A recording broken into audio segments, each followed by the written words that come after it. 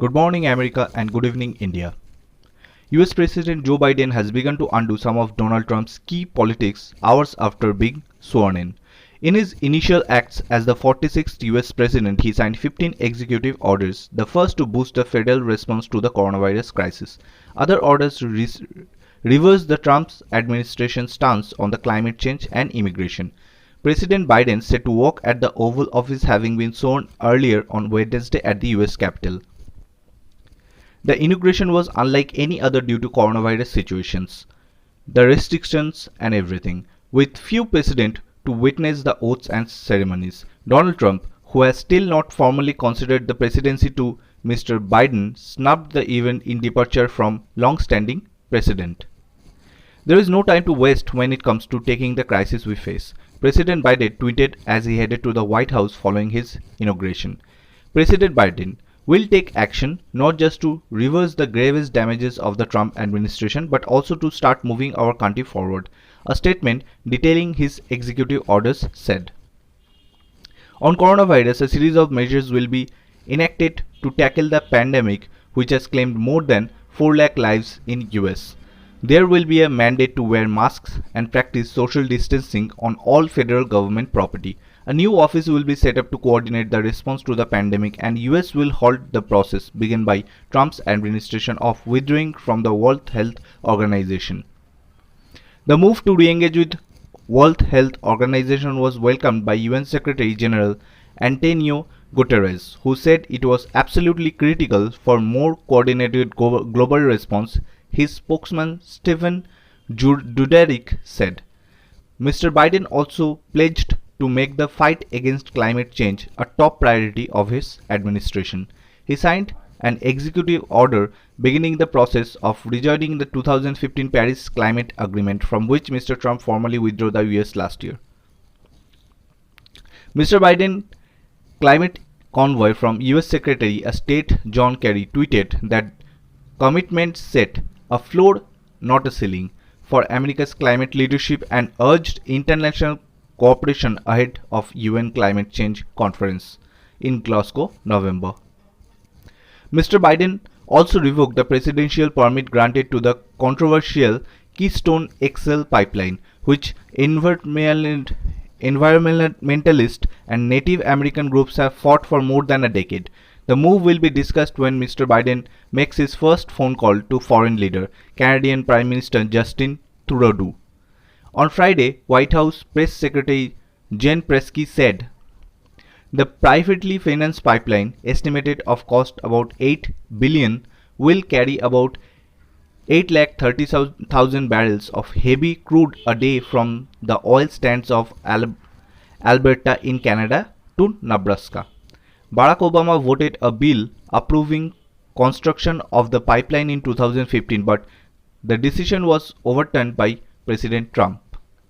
On immigration, Mr. Biden has revoked the Trump administration emergency declaration that helped fund the building of wall along the Mexican border and also ended the travel ban on some majority Muslim countries.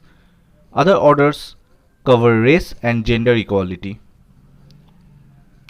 Joe Biden and his presidential team have had nearly 3 months to plan out his first action upon taking the oath of office. Donald Trump had used his executive authority broadly to advance large swath of his political agenda. So, how and when Biden would begin undoing those actions would have particularly importance.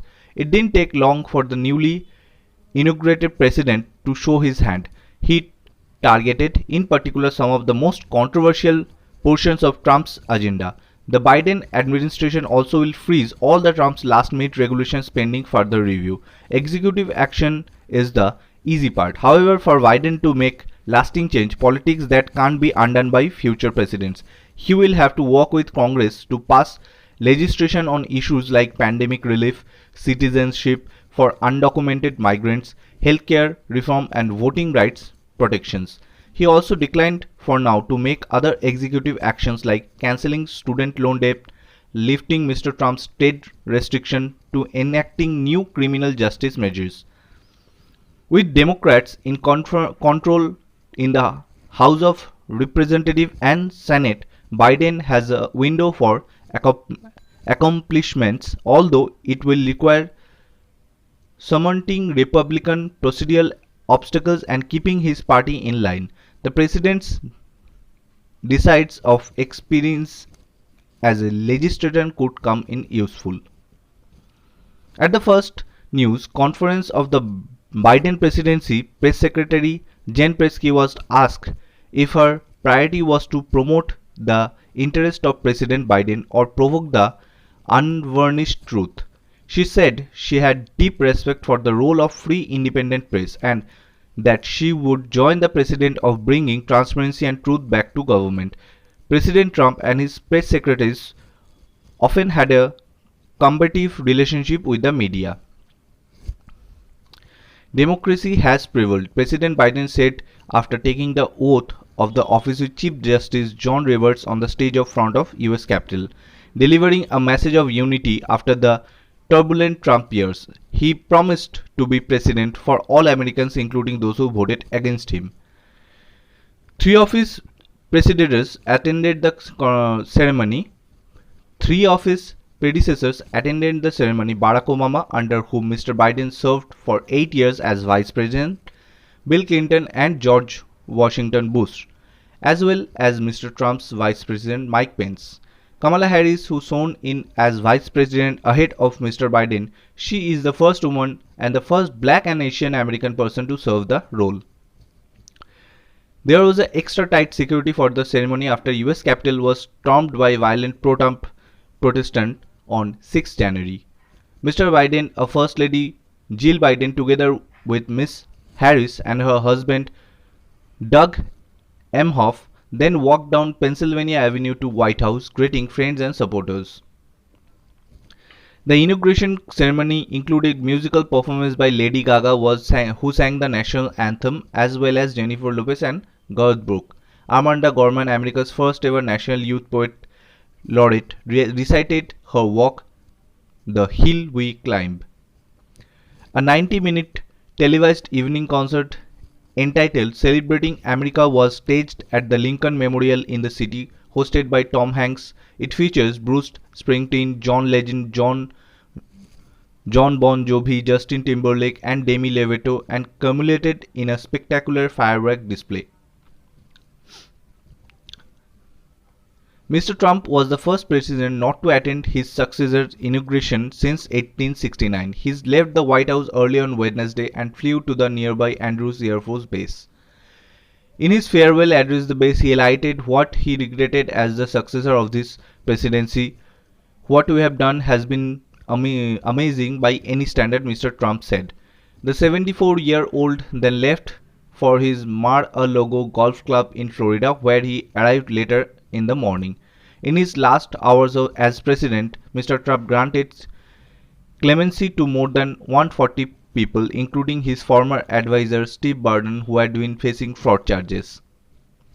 The political drama surrounding Mr. Trump is far from over. The US Senate is expected to put him to trial soon following his record second impeachment by the House of Representatives as allegedly initiating the Capitol riot. On Thursday, Senate Republican leader Mitch McConnell said the mob has been provoked by Mr. Trump and fed lies. Obro Das report, Fosac TV, USA.